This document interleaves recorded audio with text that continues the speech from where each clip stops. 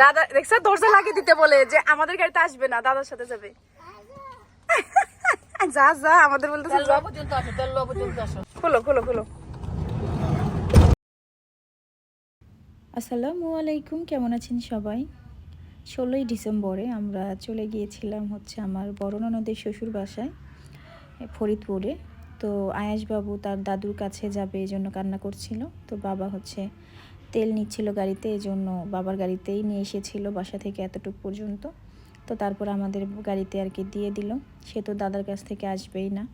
তো তারপরে আমরা এই তো এখন যাওয়ার জন্য রওনা হয়ে গেছি। তো এখানে একটা হোটেল আছে অনুরাগ, সেখানের খিচুড়ি আমার খুব পছন্দ। তো যেহেতু সকালবেলা যাচ্ছি তাই আমি আমার শাশুড়ি মাকে বললাম খিচুড়ি নিয়ে দাও, খিচুড়ি খাবো।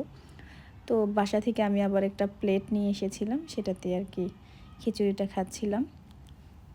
খিচুড়িটা অনেক মজার ছিল, চিকেন খিচুড়ি আর সঙ্গে হচ্ছে একটা ডিম ছিল। ভুনা খিচুড়ি আমার খুবই পছন্দ, এই জন্য ভাবলাম যে খিচুড়ি খেতে খেতে যাই। আর এদিকে দাদি আর নাতি মিলিয়ে ফোন চাপাচাপি করছে। আয়াসবাবু তো মানে ফোনের প্রতি এতটা আসক্ত হয়েছে, সে ফোন ছাড়া থাকতেই পারে না, যদিও আমি ওকে ফোন তেমন একটা দেই না।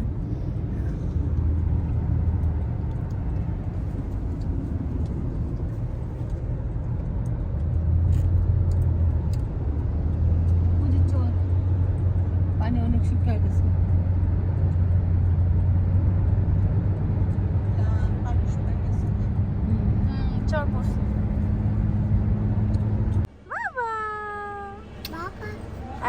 দরজা লেগে দিলে হলো। মিষ্টি নিবে যাও, দাদুর সঙ্গে যা মিষ্টি নাও যাও। মিষ্টি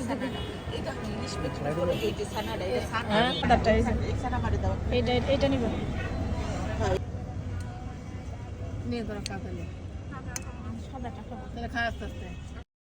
আমরা ফরিদপুরে এসে আঙ্কেল আন্টির জন্য মিষ্টি নিচ্ছিলাম। তো আমার শাশুড়িমাকে বলছিলাম যে সাদা ছানার মিষ্টিটা আমি খাবো, খুবই পছন্দ আমার। তো সেটাই গাড়িতে বসে খাচ্ছিলাম। আর এদিকে আমার ছেলে তার দাদুর কাছ থেকে আইসক্রিম কিনে নিয়ে সে একা একা বসে খাচ্ছে। আর তারপর আমরা বাসায় চলে এসেছি। ভাইয়া আমাদের আসার সঙ্গে সঙ্গে ডাবের পানি দিচ্ছে। আসলে ফরিদপুরে আসলে আমরা এই ডাবের পানিটা খাই, খুবই মিষ্টি আর খুবই ভালো। তো এই জন্য ভাইয়া হচ্ছে আমরা আসলেই সবসময় ডাব কিনে রাখে, আর আমরা আসলে ডাবের পানি আমাদেরকে খেতে দেয়। ইয়াম্মি বলো বলো। বাবা এখানে ডাবের পানি খেয়ে কেক খাচ্ছিল, আর এখানে আমার ননদিনী আমাদের জন্য খিচুড়ি রেখেছিল টেস্ট করার জন্য। এটা হচ্ছে 16ই ডিসেম্বরে হচ্ছে ওখানে অনুষ্ঠান হয়েছিল, সেখানে খাসির মাংস দিয়ে আর কি খিচুড়ি রান্না করেছিল। তো আমার ননদের হাজব্যান্ড আর কি নিয়ে এসেছিল, সেটা খেয়েই আর কি আমি বলছিলাম যে অনেক মজা হয়েছিল। আসলে অনেক মজা হয়েছিল, বেশি মানুষের রান্না কিন্তু আসলেই মজা হয়। এটা হচ্ছে বিজয় মাসের বিজয়ের খিচুড়ি খাসির মাংস দিয়ে। আমরাও এসে খেলাম, ওরা খেয়ে আমাদের জন্য একটু রেখে দিয়েছিল। মজা হয়েছে না? খাসির মাংসটা তো করছে, অনেক মজা হয়েছে। আব্বা তুমি সাইকেল চালাও?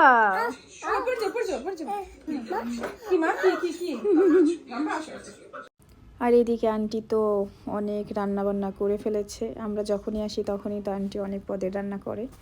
তো আমি হচ্ছে এখানে সব ধরনের রান্না দেখছিলাম আর ভিডিও করছিলাম। তারপরে ছোটো মাছের তরকারিটা দেখে আমি তো মানে কি বলবো, এত খুশি হয়েছি, কারণ আন্টির হাতে ছোটো মাছের তরকারি আমার অনেক ভালো লাগে। এর আগেও আমি যতবার এসেছি খেয়েছি, খুবই মজার হয়। তো সব রান্নাই মজা হয়, কিন্তু ছোটো মাছের তরকারিটা আমার স্পেশালি অনেক পছন্দ, এই জন্য আমার কাছে ওটা আরও ভালো লাগে বেশি। তো এই তো আজকের খাবার দাবার আমরা শুরু করে দিব এখন। তো আগে হচ্ছে বাবা খেয়ে নিচ্ছে, তো বাবা খাওয়া শেষ হলে তারপর আমরা খাবার দাবার শেষ করে বসেছিলাম। আর আমার ননদিনী এদিকে হচ্ছে মিষ্টি দই নিয়ে এসে খাইতে দিছে। আমি তো দেখেই মানে ইয়ে হয়ে গেছি, কারণ আবার খাবার খেয়ে এমনি নর্মালি পেট অনেক ভরে গেছে। আমি বললাম না, আমি আর খেতে পারবো না। তারপরেও 2 চামচ দই খেয়েছিলাম। তোমার নাম কি বলো, নাম বলো। হ্যাঁ ওর নাম কি এটা কইতেছি? তিহানামিন ওটা বলতেছে, মানে আমরা যেটা জানি ওটা বলতেছে না। ওটার পছন্দ না। ওরে আল্লাহ, কোনটা জানা, কোনটা সাফওয়ান? হ্যাঁ সাফওয়ান জানি। এটা তোমার পছন্দ না? এই নাম আমার তো সব নিয়ে নেই আমি শোনো তুমি তোমার বাবা এই সাফওয়ান, তোমার এই টিয়ার নামে ছিল যে টিয়ার নামে বলছি সাফওয়ান, তোমার বাবার নাম কি বলো? এস এম রুল আমিন তোমার বাবাকে তুমি মাঝে মাঝে কি নামে ডাকো? ভাইয়া বলছিলাম ভাইয়া বলে ডাকে? আর বলো ভাইয়া আমি তো ভাইয়া আজকে তো বলছিলাম আজকে তুমি মেজো ভাই বলছো? বলছো তুমি বৃত্তি পরীক্ষা দিতেছো? কেমন হতেছে পরীক্ষা বলো? ভালো ভালো হচ্ছে? জুলিকে বলো তো, তুমি যে জিজ্ঞেস করলা আয়েশের মা জুলিটা কি? হ্যাঁ আন্টি হয় তোমার। কই জুলি কই? আচ্ছা সাফওয়ান, তুমি নাকি ওই যে তোমার বাবা নাকি তোমাকে একদিন নিয়ে যাচ্ছিল, অন্য মানুষ ভাবছে যে তোমার হচ্ছে ছেলে ধরা নিয়ে যাচ্ছে লেন নাই ওখানে হ্যাঁ রেল লাইনের ওখানে। রেল লাইনের ওখানে। হ্যাঁ আমি লেন না দেখতে যাচ্ছিলাম কিভাবে হ্যাঁ, স্টেশনে ট্রেন যায়। আগে ভাবতাম তো 3টা, পরে ভাবলাম রাত 4টা বেজে 4টা কিভাবে আমাদের বাসে একটা হয়ে গেল এটা জানতে চাইছিলাম। পরে তুমি যে চিৎকার দিলা, পরে লোকরা এসে কি বলে? লোকরা তাকাই ছিল ভাবছিল ছেলে ধরা।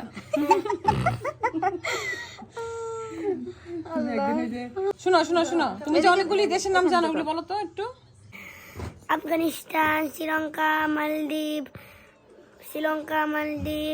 Nepal, Bhutan, Malaysia, Indonesia, Russia, Japan, China, Mongolia, Cambodia, Laos, Thailand, Singapore, তারপরে Australia, New Zealand, Nauru, Costa Rica, Brazil, Argentina, Chile, Paraguay, Peru, Uruguay, America, Mexico, Canada, Bahamas, Cuba, গিরিগিরি, উরুগুয়ে তো বলছি, প্যারাগুয়ে পেরাগুয়ে বলছি, তারপরে পেরু বলছি, তারপরে পেরু বলছো ও আফ্রিকা দেশগুলি বলো। আফ্রিকা বলবো, ইউরোপ, আর না এসে মধ্যে আর কিছু বলিনি, উত্তর কোরিয়া, সাউথ কোরিয়া, আফ্রিকাতে বলি জিম্বাবুয়ে, সাউথ আফ্রিকা, মরুতানিয়া, তারপরে ইউরোপের রোমানিয়া, সুইজারল্যান্ড। अगेन তুমি শুরু করো। শোনো, এটা হচ্ছে আমার ননদের ছেলে। ওর কথা আর কি বলবো, ও এত ভালো আর সবার সঙ্গে এত মিশুক, মানে সবার সাথে মিশতে পারে, আর ওর অনেক ট্যালেন্ট। সে আমাদেরকে তো অনেকগুলো দেশের নাম শোনাইলো, তারপরে এখানে হচ্ছে ওর নানুর বাসা, ওদের বাসা সব একে একে আমাদের দেখাচ্ছিল, রাস্তা কোন দিক দিয়ে যেতে হয় কবি জসিমউদ্দিনের বাড়িতে। মানে কি বলবো, ওর ট্যালেন্ট দেখে তো আমরা নিজেরাই অবাক হয়ে গেছি। আর ওইখানে যে মানে আঁকছিল, একটু তেরাবেকা হচ্ছিল না, এত সুন্দর আঁকতেও পারে। খুবই ট্যালেন্ট বাচ্চাটার, মাশাআল্লাহ। কবুতরের চাপ, চপ চপ দেখাই আমি। কবুতর, কোয়েল পাখি। এটা কোয়েল পাখি মনে শেষ হয়। হয়ে গেছে। কোয়েল পাখি আর বানাইতে ঘন্টাখানিক লাগবে। কবুতরের চাপ, এটা কি? আমরা যখন ঢাকায় যাচ্ছিলাম রাতের বেলা, তখন হচ্ছে এখানে একটা ঘটনা ঘটেছে। সেটা হচ্ছে টোল দেওয়ার সময় আমাদের 3টা গাড়ি সিরিয়ালে ছিল, যেহেতু বাবার গাড়ি সামনে ছিল, আমাদেরটা মাঝখানে ছিল, আর আমার ননদের হাজব্যান্ডেরটা ছিল আমাদের পিছনে। কারণ বাবা হচ্ছে টোল দেবে, এই জন্য বাবার গাড়িটা সামনে ছিল। তো বাবার গাড়িটা যে একটু সরে গেছে, তখন রং সাইড দিয়ে আরেকটা গাড়ি আমাদের গাড়িকে একদম মেরে দিয়েছে, মানে একদম ঘেঁষে আমাদের সামনে চলে গিয়েছে। তারপরেও হচ্ছে আমরা ওই ড্রাইভারকে অনেক আগে থেকেই বলছিলাম যে আপনি রং সাইড দিয়ে কেন এমন করছেন, তারপরেও সে পরোয়া করেনি, গাড়িটা ঢুকে দিয়েছে। তো তখন ওইখানকার লোকজন সবাই তো খেপে গেছে ওনার উপরে, যে রং সাইড দিয়ে কেন এমন করলো, আর আমরাও তো অনেক খেপে গিয়েছি। পরে বাবা নেমে কথা বলছিল, তো মালিকটা অনেক ভালো ছিল, সে বারবার বাবার হাত ধরে সরি বলতেছিল। আর ড্রাইভারটা তো অনেক ভয় পেয়ে গেছে, সে একদমই গাড়ি লক করে বসেছিল, সে বের হচ্ছিল না। তো তারপরে বাবা সব কিছু ম্যানেজ করে ফেলেছে, যেহেতু বাবা নরম মনের মানুষ, সে মাফ করে দিয়েছে। তো তারপরে হচ্ছে আমরা নর্মালি সবাই মিলে চলে যাচ্ছিলাম। আমরা এখন আছি পদ্মা সেতুতে, আর এত দূর পর্যন্ত তো খুব ভালোভাবে এসেছি। এখন চিন্তা করছি আমরা যে ঢাকার ভিতরে কি জ্যাম পাবো কি না। একবার ভাবছি যে জ্যাম হয়তো বা হবে না ছুটির দিন, আবার ভাবছি যে না হবে। তো এসে দেখি যে সত্যিই জ্যামে পড়ে গেছি। কনসার্ট হচ্ছিল, সবাই যাচ্ছিল রাস্তা দিয়ে লোকজন, এই জন্য খুবই জ্যাম ছিল।